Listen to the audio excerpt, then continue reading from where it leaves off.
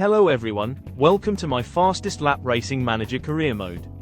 In this career mode, I'm trying to make Aston Martin F1 champions. There is one rule I have to follow to be able to fulfill the challenge though. Lance Stroll is not allowed to leave the team, and if he does, I automatically fail the challenge. This challenge starts in 2021, as that's the first season of the Aston Martin F1 team. Vettel is rated 18 out of 20 and Stroll is rated 15 out of 20. Our car is rated 11 on straight line speed and 10 in cornering. Mid! Not the best stats. But it will be a nice challenge to build them to the top. If you're not familiar with how this game works, it's basically a less in-depth, mobile version of the F1 Manager games, where you manage a team and try to get them to the top. Anyways, here are the stats of the other teams.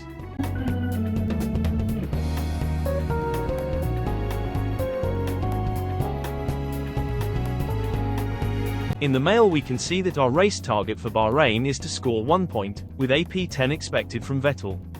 I think that will be difficult, but let's give it a shot. In other news, Red Bull have signed a new main sponsor for next season, with a payout of 14 coins per race. Speaking of sponsors, let's see what targets we will have to achieve to get high-paying ones. So I have scrolled through them a bit, and the high-paying targets are very difficult to achieve.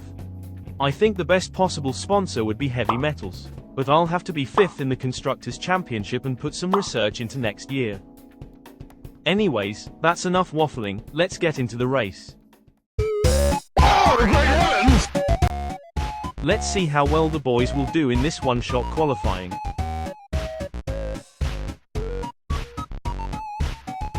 Alright, Vettel got P10 just like the race target, while Lance got a decent P13. I think I'm going to split the strategy here, putting Seb on a 3-stop and Lance on a 2-stop to gain track position. Let's start the race. And it's lights out and away we go! It's been a decent start for Seb who stayed in position, while Lance lost a spot. And now Lance is under even more pressure, as it looks like he will lose out to the Williams duo and Gasly too. Oh my god, bro. Oh, hell no. I guess his only chance at some points will be due to strategy.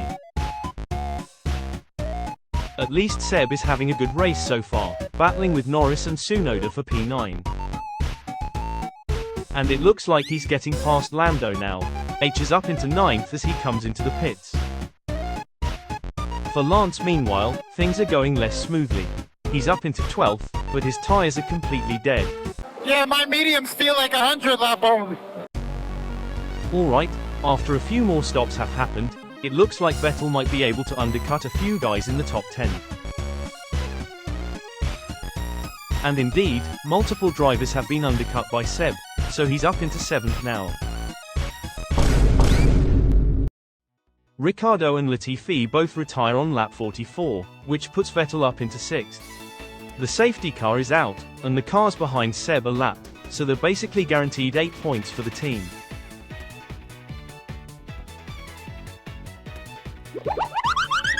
Oh!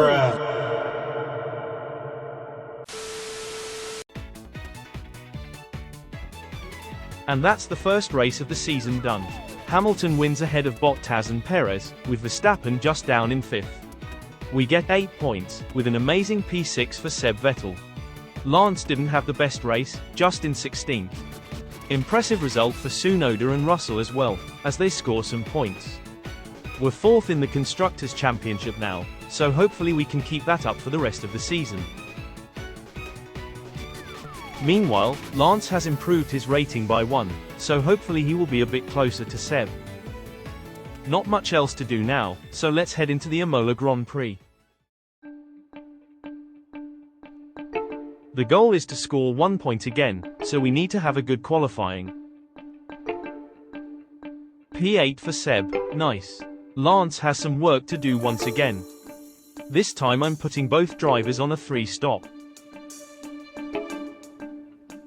Good start from both drivers, gaining a position immediately. Vettel is even battling for P6 with Sainz. Can he get back-to-back P6 results? And he has gotten past. Nicely done. Stroll defended so hard that Giovinazzi crashed. Safety car is out. Perfect timing, as both drivers were scheduled to pit this lap. Or well, I thought it was, but apparently drivers can't pit during the safety car. So both drivers pit the lap after the safety car came in instead. That has cost quite some time, and we weren't really able to recover from it. Especially not if Lance keeps doing this kind of stuff.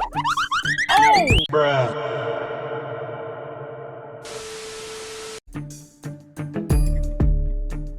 Perez wins and it's a 1-2 for Red Bull.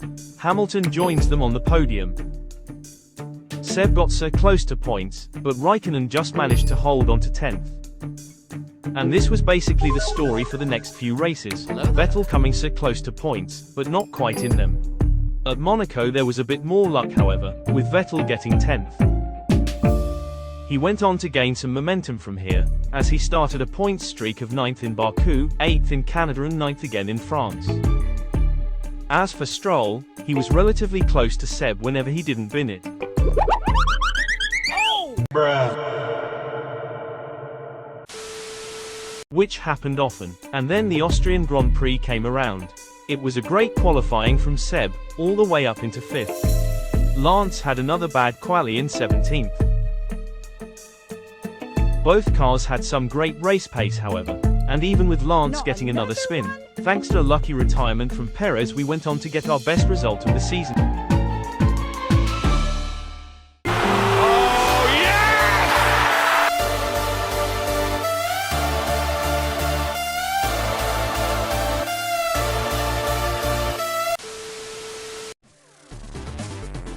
Absolutely amazing result, 14 points.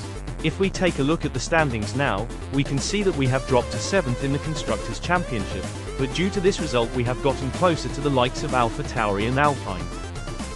When we look at the top of the championship, it seems like Verstappen is running away with the championship lead, having quite a gap over Bottas in 2nd with Hamilton close behind in 3rd. Another surprise is Tsunoda in 7th, having scored most of AlphaTauri's points. And when we look at the season overview, we see Vettel's nice point streak while being 11th in the championship. Stroll has moved up to 14th after that great P6 result. Anyways, that's it for me this episode. If you enjoyed it, let me know down in the comments below. If you didn't, also let me know. Make sure to like and subscribe, and I will see you next time.